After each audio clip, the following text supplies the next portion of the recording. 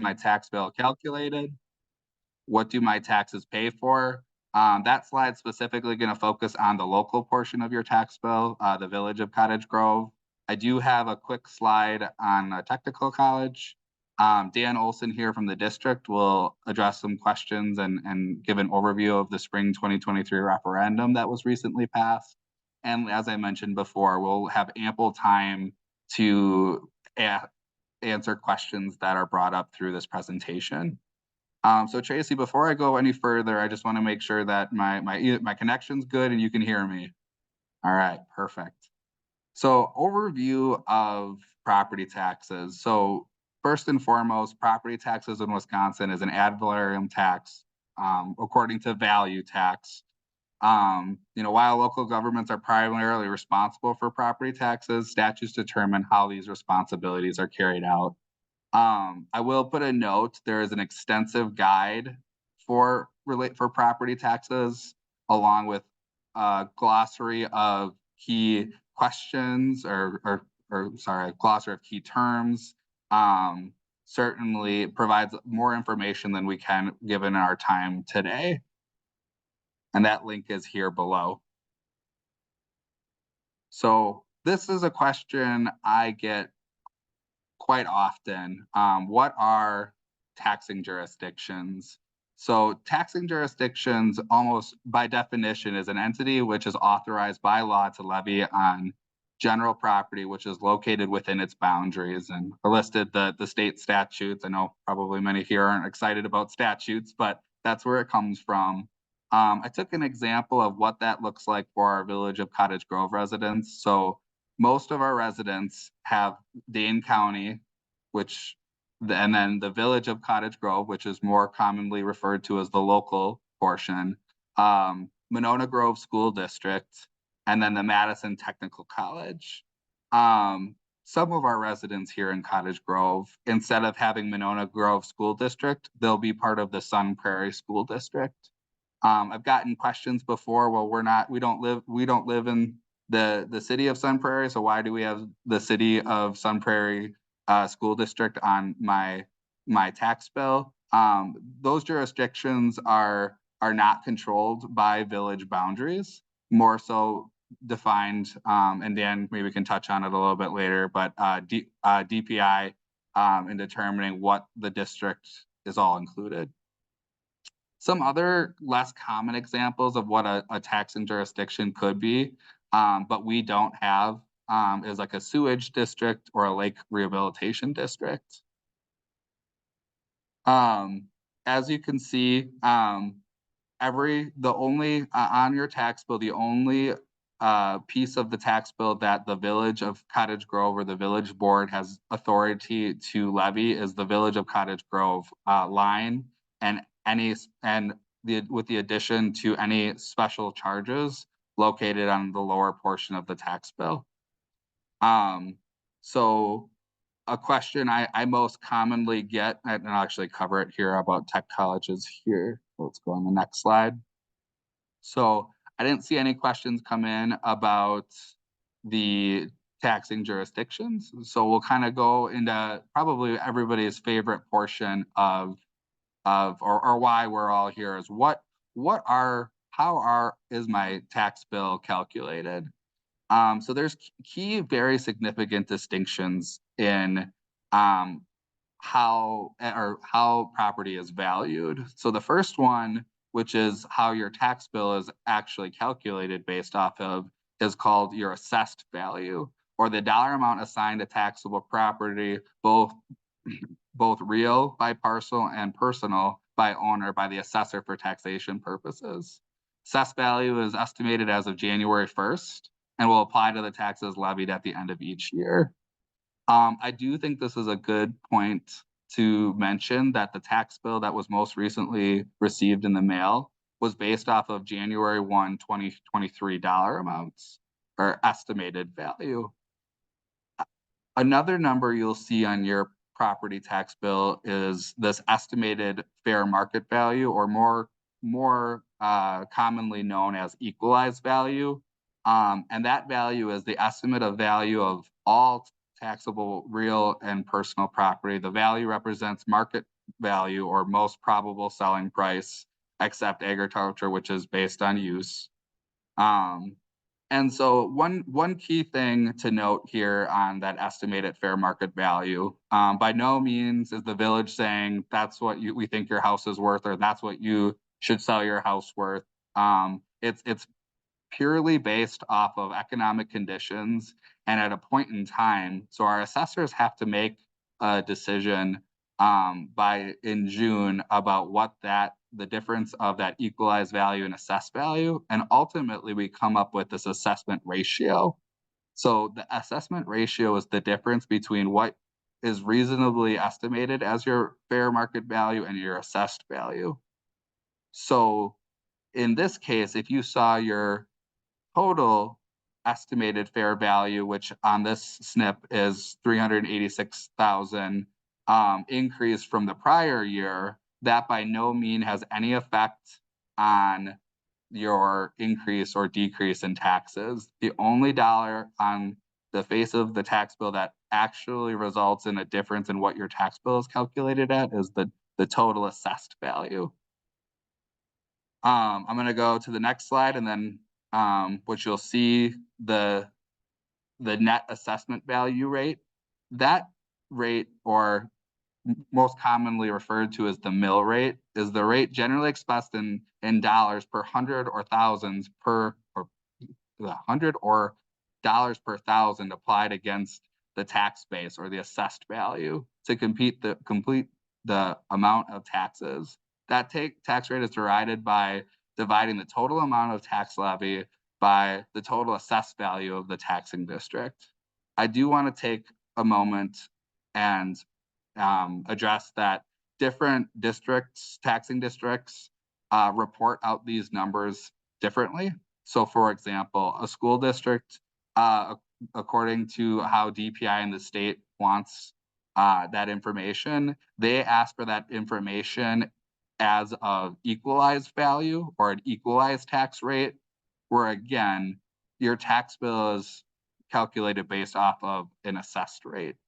And that's primarily because, as my example with Sun Prairie and even the town of Cottage Grove, most municipalities have several school districts within their jurisdiction. So for the school district to determine what the rates are in each of those individual districts, that would become challenging, and that information would not be available at the time that they are required to submit it. So as this bottom left example should look familiar from your property tax insert that was mailed out with the property taxes, but this is a breakdown of how we ended up with this net assessment value rate that you see in the top right of the right image. That is a dollar per dollar figure that's actually put on your tax bill. What was provided in the insert was stated in per thousand, or more commonly known, the mill rate. I do see a question, are the slides available for, especially for additional links? We will be putting these slides on our website, and we will send out that information at the conclusion of our presentation today.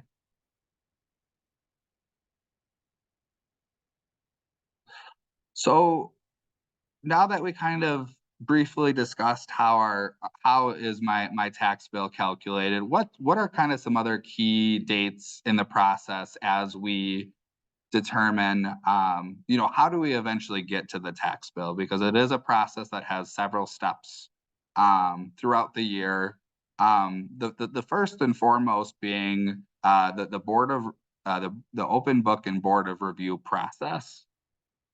So the first part of that process is the assessor will come up with a value, as I had mentioned, as of January 1, 2023 for this tax year.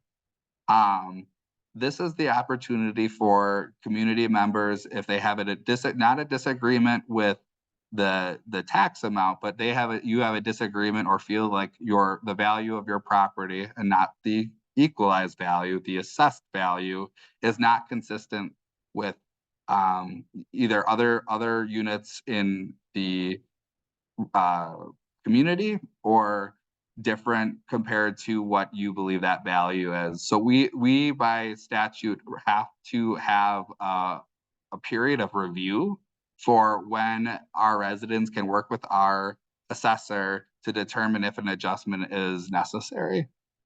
This is pretty uncommon, but we do have instances where there's a rationale or a reason for a change. So this past year, our open book started on April 11th, and we ultimately had our board of review meeting on May 1st, 2023. What you will end up seeing is this was a copy of a notice that went out in the paper that defined what the various meeting times and notice requirements were.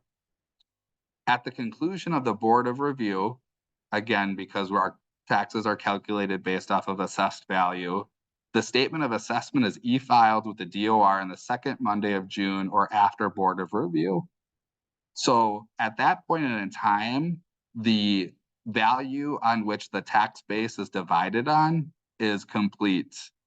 In addition, there is there's nothing that the village can do at this point in time after that date passes a board of review to change what your tax bill is that gets mailed out into December.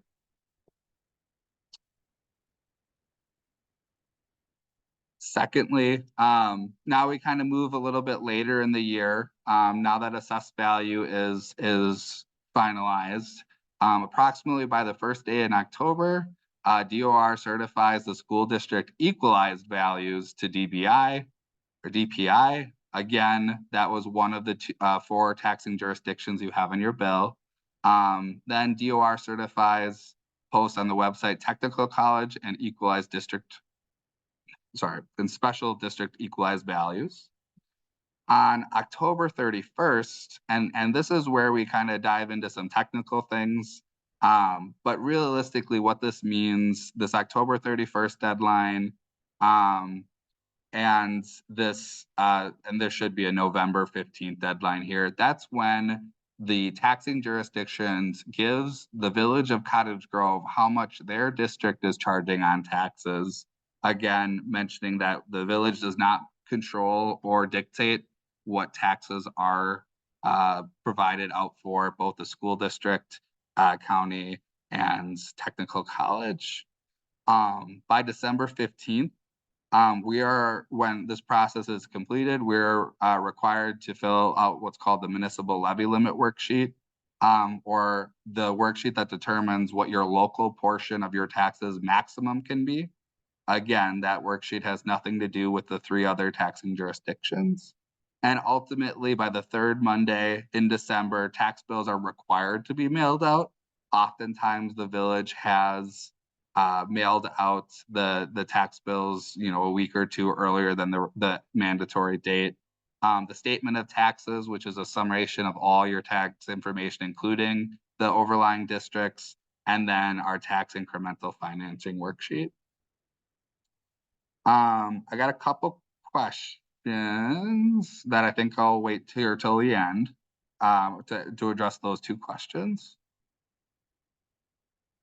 So now I'm going to dive very specifically into what do my taxes pay for? What does the local portion pay for? I do want to point out that property taxes make up roughly 60.7% of the annual operating budget for the Village of Cottage Grove. This SNP should look very familiar. This is a SNP from the tax insert that was sent out with the property tax bill, showing again what estimated or what the assessed rate is, or the rate per thousand over time. So what you could expect to see though, and why knowing the difference between assessed value and equalized value is important, is assessed value, that is a fixed amount unless we go through a revaluation or a permit was taken out on the property and improvements have been made. So typically, after extended periods of time, like between 2019 and 2020, you'll see a big dip in tax rate per thousand. Now, that doesn't necessarily mean taxes decreased. That means that there was a much bigger base to be divided on. So if in 2019 our assessment ratio was 80%, so the average assessed value increased by 20%, and that was consistent with your tax bill, you wouldn't necessarily see your taxes increase. You would see it consistent as long as it went up with the same value as the average. As you can see, the breakdown of the taxes are primarily the lion's share of the tax bill goes to support the school district. That's not uncommon outside of the Village of Cottage Grove. The smallest portion of your tax bill is the technical college. I do want to note there was two numbers that were flip-flopped on your insert. So the percentages were right, but these dollar amounts should have been flip-flopped here on the bottom. So Public Works, if you're talking about the average tax bill, which has $315,000 of assessed value, $369 goes towards public work services and $307 goes towards general government services. So this is where I'm going to actually stop sharing the PowerPoint and share another tool that I have, another sheet. And again, forgive me if I'm not technologically sound on this.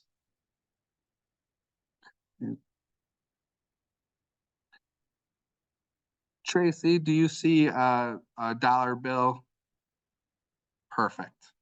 So this is a much greater breakdown of, well, what do as the average taxpayer, again, as a $315,000 home, what are all the services that are included in this?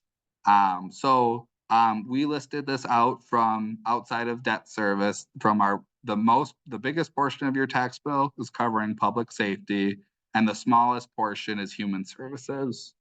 Part of the reason why that's the case, that human services is such a low portion of your tax bill, is the county is responsible, the primary jurisdiction who's responsible for administrating those services. It's very typical for local municipalities to have very low percentages or dollar amounts, just based off of how municipalities and counties are structured in Wisconsin. So I'm going to zoom in kind of here. If we're looking at dollar per dollar, obviously corresponds with percentages. $53.10 would go towards the Monona Grove School District. 28 cents and 28.4 cents would go towards the Village of Cottage Grove, 3.3 to the Madison Tech College, and 15.2 cents would go to the county. So we're going to focus on this orange portion right here. So first and foremost, of the average tax bill for public safety, we were talking about $884.13. So of that breakdown, the lion's share is to cover the police department or our police officers. The second biggest is our providing EMS services.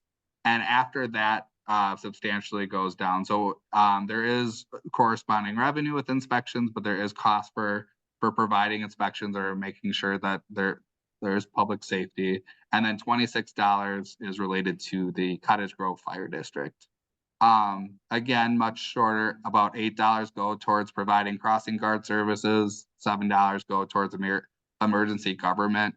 And because the village does not own the emergency service building in the town of Cottage Grove, we have a mandatory contribution for some of the costs. So that's about $6 on the average tax bill.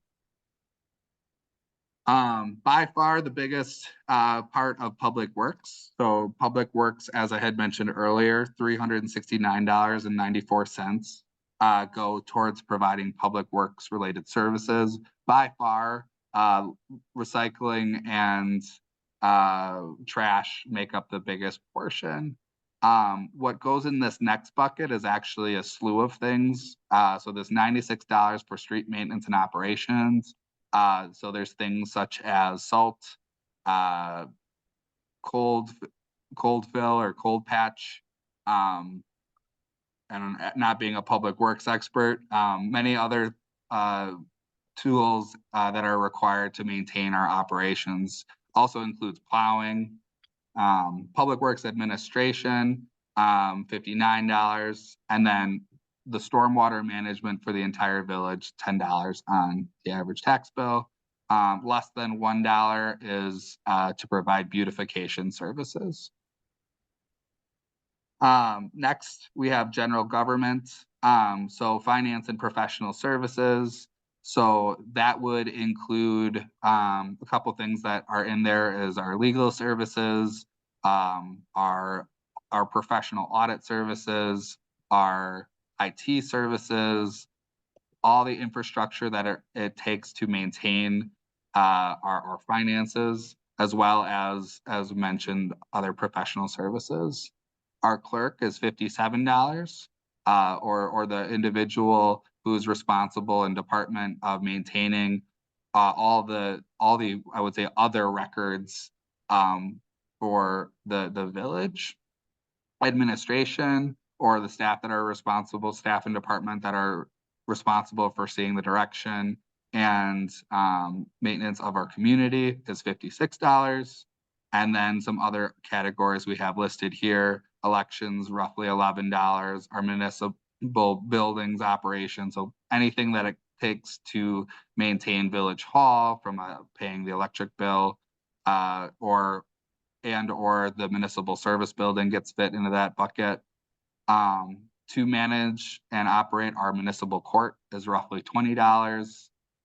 Village board cost is about $12. And the Flynn Hall, or our portion of maintenance for being able to use that facility, is less than $1. Next, we have our cultures, rec, and education. So there are costs that are not offset by the cost of the programs themselves. So roughly $93 on your tax bill goes to provide recreation services and the infrastructure needed to facilitate those programs. About $55 goes into maintaining the parks, including fertilizing, mowing, and taking care of all of that infrastructure. Forestry, roughly $24, or our forester and the program that he runs to ensure the health of the community trees. Park maintenance staff, again, different portion of the staff that is specifically dedicated to take care of the turf related services. Library programming is roughly $8 on the average tax bill. The next category we have, or the third to last category, is conservation and development. So roughly $14 of your average tax bill goes towards planning, and there's equally so, $14 goes for the economic development. As I had mentioned, human services is by far the smallest bucket. So about $1 of your tax bill goes towards diversity, equity, and inclusion, and $7 goes towards social services. The social service that we offer is for the senior center. While we don't have a senior center, we contract with Colonial Club to help provide assistance to seniors. Now, debt is a little tricky sometimes to understand, in the fact that we don't necessarily pay for those services when the project is completed, or sorry, at the time the project is being worked on, but we actually have to levy funds to pay off that corresponding debt. So based off the current, the 2024 levy requirements for paying that debt service, about $210 relates to debt that was taken out for park projects, $175 relate to road projects, roughly $125 relate to the municipal service building, $9 relate to fire equipment, $8 for the public works equipment, and $6 for the solar project. There was a question about the tax insert. So for those who are wondering, when I had mentioned about the tax insert that came with the tax bill, It's a 2-page handout that describes when residents are required to pay their tax bills. So as a reminder, residents will pay the Village of Cottage Grove until January 31st. If we don't receive your tax bill by January 31st, it then gets paid to the county. So the county takes care of collections between February 1st and July 31st.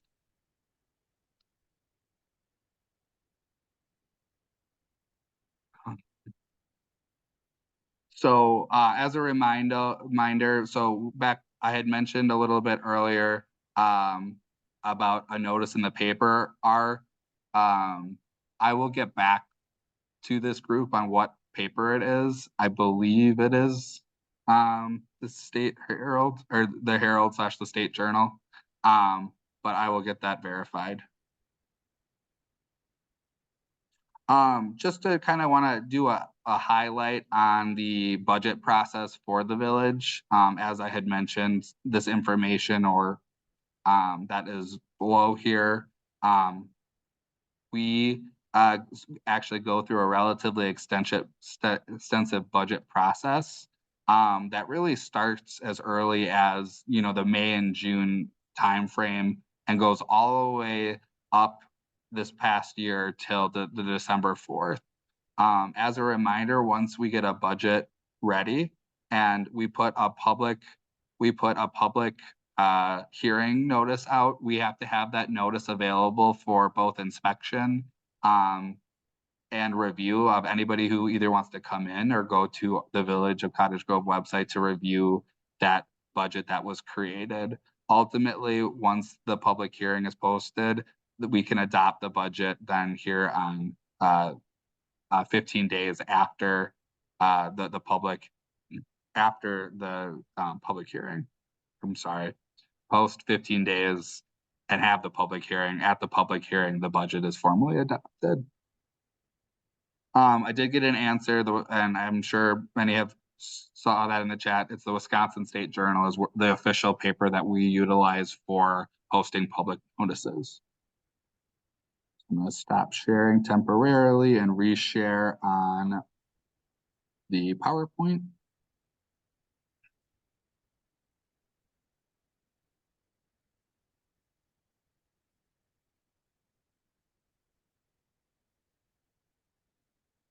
Tracy, can you still see my? I can, yes, Cameron. Perfect.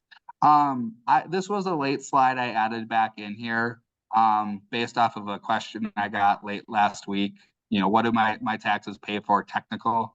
I did some research over the weekend and just wanted to put this out there that technical colleges receive about 30% of their funding from property taxes. Most of the remainder comes from state aid, federal aid, and tuition. The first time that technical colleges levied any taxes was initiated in 1911. And just to put out there has been recent legislation for changing how technical colleges are supported to potentially eliminate funding from property taxes. Now, again, I just want to point out that is the smallest portion. Oops, you can actually do it from.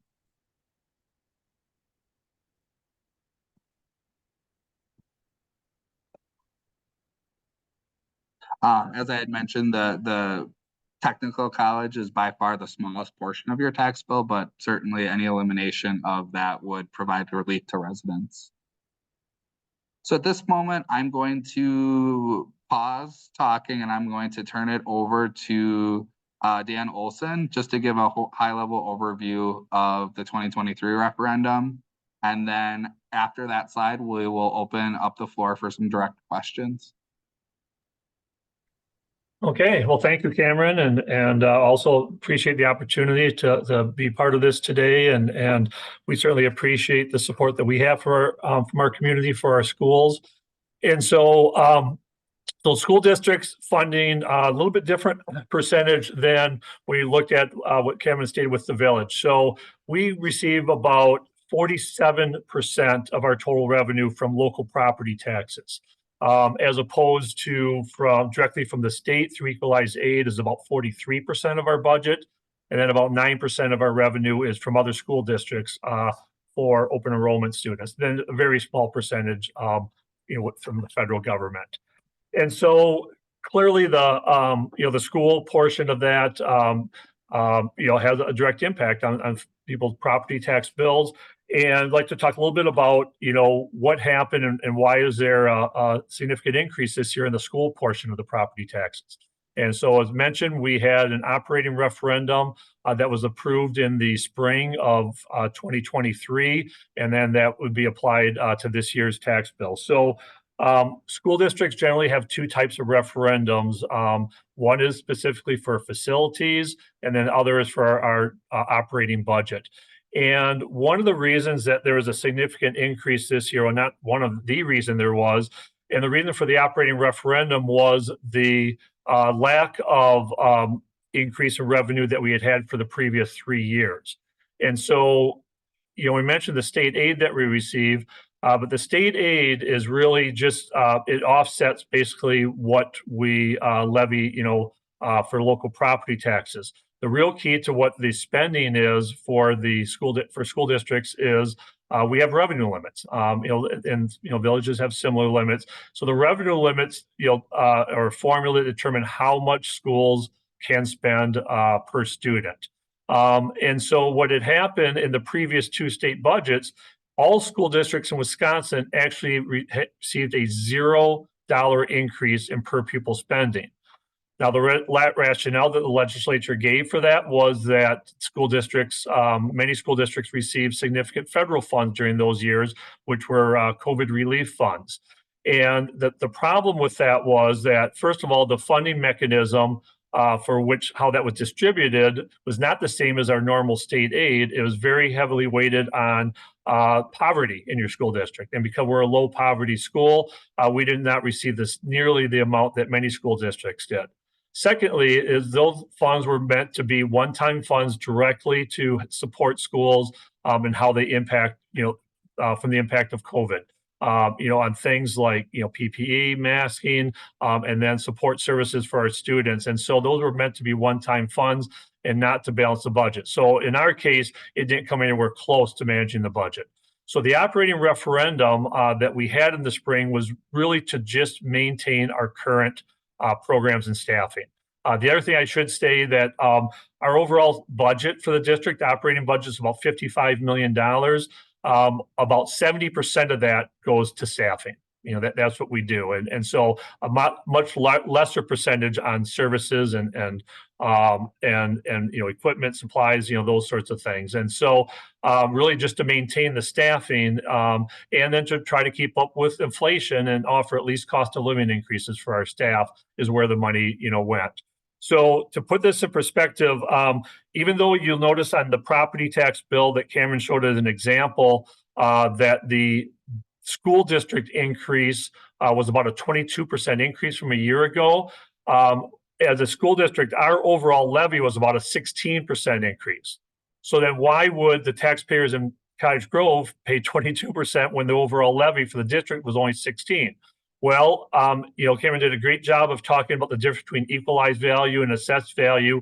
So what we do is we get a distribution from the state. And in addition to the Village of Cottage Grove, of course, the town of Cottage Grove is part of the school district, city of Monona, and then a very small section of town of Sun Prairie and city of Madison.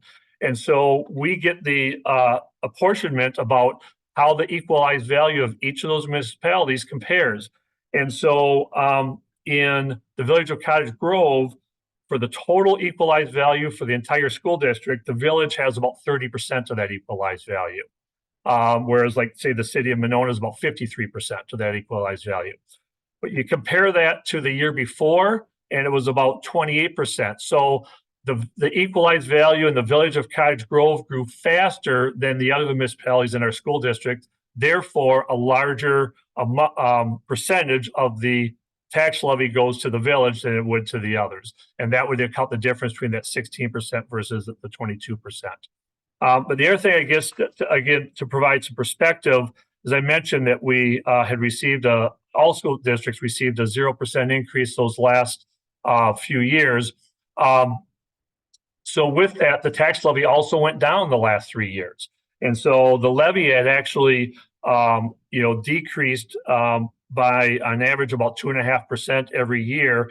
And so if you go back to the 2000 or 2019, this year's levy is actually about 10% higher than that. So about an average of about 5%. And you should see that on your individual tax bill as well. If you go back and look at the last 4 or 5 years, you should see 3 years in a row of a fairly significant decrease in the school portion. And now this increase brings us really back to the level of where we were back in 2019. So the example of the a median valued home in Cottage Grove of about $315,000 of assessed value should have seen a school portion increase of about $650 this year. And if you look back to 2019, the previous year was about a $475 decrease. And so the net increase is really about $175. So it's still an increase and not, but this, I think it's important to understand the perspective of how this goes up and down. And we're so reliant on what the state legislature does, with regard to our revenue limits. So, so that's a really, broad overview of how the levy is impacted by our school budget and the operating referendum. And then, of course, be glad to go into any more specifics, if there's additional questions.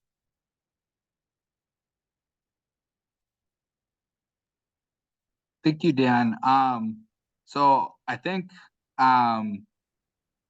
in the aspect of the next slide literally just says questions. I'm going to not put that in front of this board, but also open to this group, anybody on the call who has either additional questions.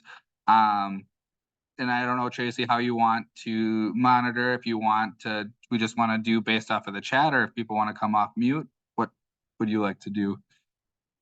More people are probably comfortable using the chat, so maybe let's stay there. Would you like me to ask you these questions, Cameron, as they pop up? I got it open. I'm a very visual person. So, all right. So I got a question, are there any tax reductions for senior citizens? So it's important to note that the village typically does not administer any of these programs. There are programs administered by the state. For example, we were made aware of a veteran program that the state runs, and you can find more information at the Department of Veterans Affairs. I am not aware of any senior related programs that are out there at DOR, but it's certainly something we can take a look and see if we can get a link for additional information. But again, the Village of Cottage Grove does not administer any of those programs. So the way there's another question here that why are there additional lines for trash and recycling, even though if that is included in the funding info. So that's separated for one of two reasons.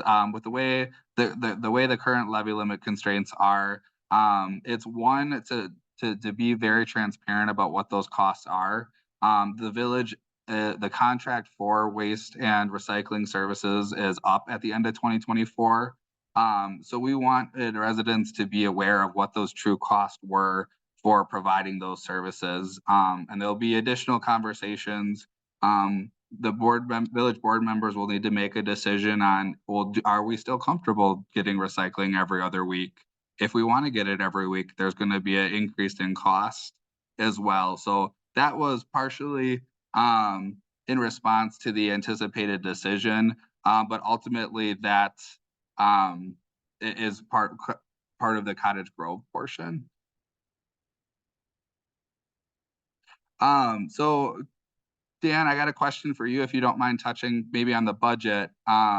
It says, the village has a budget process that is very, detailed and because of public requirements is very transparent. Is there a similar detail or similar timeline that you guys have to go through as a district? Sure, great question. So again, because our budget is so much heavily dictated by the state as far as what's allowable revenue, there's really a couple of key points as far as the public information that's shared. So our fiscal year starts July 1, but the board doesn't actually finalize our budget until the end of October, because in order to do so, we're waiting for the state to finalize equalized aid, also the equalized, property values, and then depending on the state, legislature, what that per pupil increase may or may not be at that point. So all school districts are required to have a public budget hearing in advance of adoption of the final budget by the board. So we generally have our annual meeting, which includes the budget hearing in September. At that point, we share our projected budget at that point in a public manner. Those meetings are open, as we also do record those and make those available, the recording of those. And then after we get the finalized numbers, then we have to publish as well, in the local papers, the proposed budget. And then finally, it goes to the board for final adoption at the end of October. Thanks, Dan. And I think another question I got, I'm going to take a first swing at it. I may need you to kind of provide some additional context. With the referendum, will our taxes increase like they did this year? Based off of, you guys have a wonderful site to look at referendum information. It looks like a vast majority of the increase was this year, but there are increases over the next 2 years. Dan, maybe this kind of also lays into that. In 2025, I believe you guys have a referendum that drops off. So can you maybe speak to the next 2 years of potential increases? Sure, absolutely. So, of course, I have to be careful. Is a prediction about what might happen. What I can say, very confident saying that it will not be another 22% increase. So this year's operating referendum increased the revenue limit authority by $6 million. As I mentioned, put in that perspective, our operating budget is about $55 million. So that's a pretty significant increase. Next year, the referendum allows an additional $1.6 million. So a much smaller increase. And in fact, given our increase in enrollment, which is the state aid always comes a year after that, when we have those enrollment numbers, we should see a significant increase in state aid. And so it's the whatever increase there may be should not be anywhere close to this kind of increase again, and likewise the year after that. And so you're right, we've factored in basically a cost of living increase these next 2 years, and then in 2025 it's at that point there's no additional increases per the referendum. Thank you, Dan. I believe I've addressed all the questions that are in the comments. Certainly, we have another 12 minutes here. If people would like to continue to ask questions, either in the chat or in person.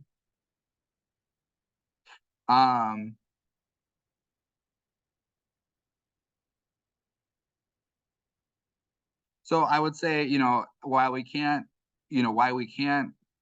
give an exact amount we anticipate property taxes to increase in the subsequent year, for those people who are working on fixed income and are budgeted, it is safe to expect a smaller increase.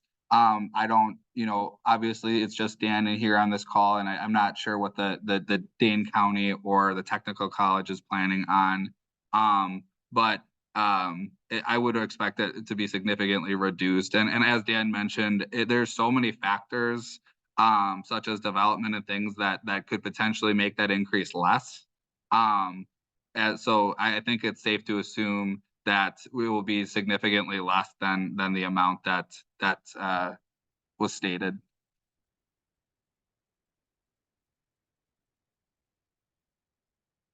Yeah, and I'll just add again, not to be redundant, but the reason for the $6 million amount for the operating referendum was really a catch up of 3 years, and it was a one-time catch up. And as I said, the next the amounts for the next 2 years were computed to essentially kind of make sure that we have a cost of living increase. And so, as you mentioned, there's a lot of other factors involved, but all things being equal, we're really hopeful there'll be minimal, if any. And I can speak to the village portion of the tax bill. The village does everything in its power to keep any increases to $100 or less. Why we would like to obviously never raise our portion of the taxes. buying salt, paying for, services and plowing those costs increase year over year. But the portion on the average assessed value home at 315,000, it is our goal to ensure that it's not more than 100. This past year was $127. But the last few years we've really been dealing with significant economic conditions with inflation, so that dollar was minimized to the extent that we were able to, but continue to provide the services that the village is.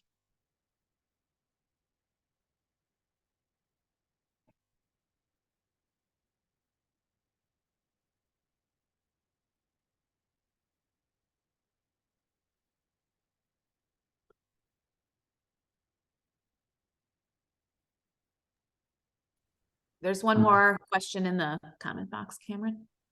Oh. 2 now. Yeah, and I think this is kind of a good one to kind of lump all in one. So, there's a couple, so TIF districts, can be challenging to understand because of the various, when the district's been open and when it closes, and what is that direct impact. So there's 2 TIF districts that we see closing in the next 5 years.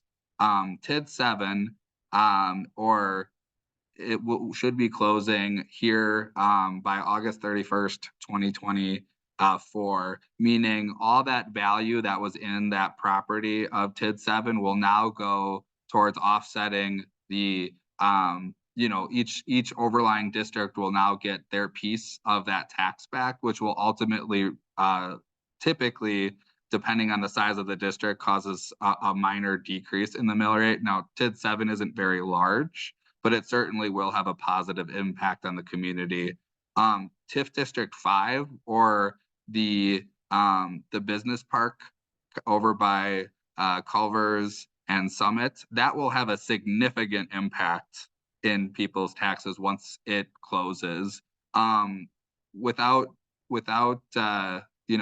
I would estimate that district closes no later than 2027, based off of our projection on when it can recoup the full cost.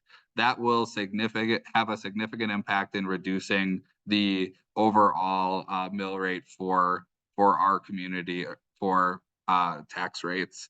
Now, what ultimately is potentially going to happen in the future is the village may or may not, depending on where levy limits and additional state aid comes back, the village may be looking towards when TID 5 closes to come and potentially request additional funding in form of referendum.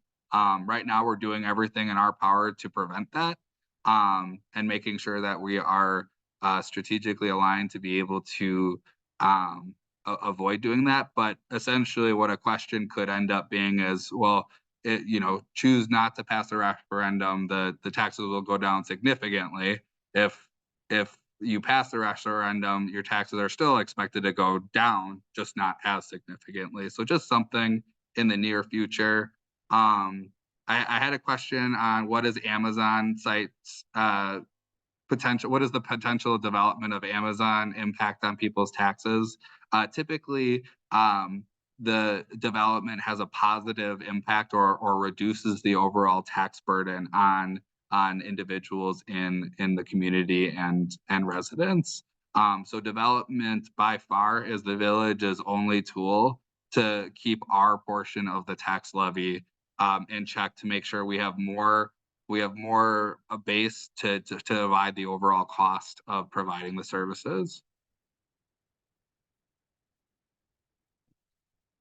I see another question that came up kind of about asking separating the trash on it. I did mention that one a little. I did mention, but I'll kind of mention it again. That was to provide some additional transparency. Again, we'll have to look through that contract at the end of 2024 with waste management to really kind of show individuals that what the cost is providing those services and what could the cost look like if you wanted to make changes. So ultimately, what would the cost be if you had to collect recycling every week instead of every other week? in addition, that is because we don't have our own public work staff and garbage trucks. 100% of the cost of the contract is divided between the members who utilize that service. So that is truly 100% pass-through cost.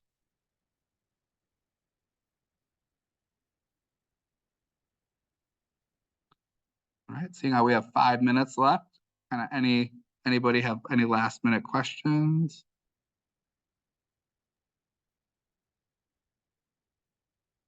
Well, if there are no more questions, I just wanted to let everybody know that we, again, will be posting the recording of this presentation on the Village of Cottage Grove Library Programming Facebook page. You can find it there. And the library board would like to thank Superintendent Dan Olson and Cameron Sawyer for joining us today. And of course, the Friends of the Cottage Grove Library, our in-kind sponsor. With that, have a happy holidays, everybody. See you next year. Thank you. Thank you.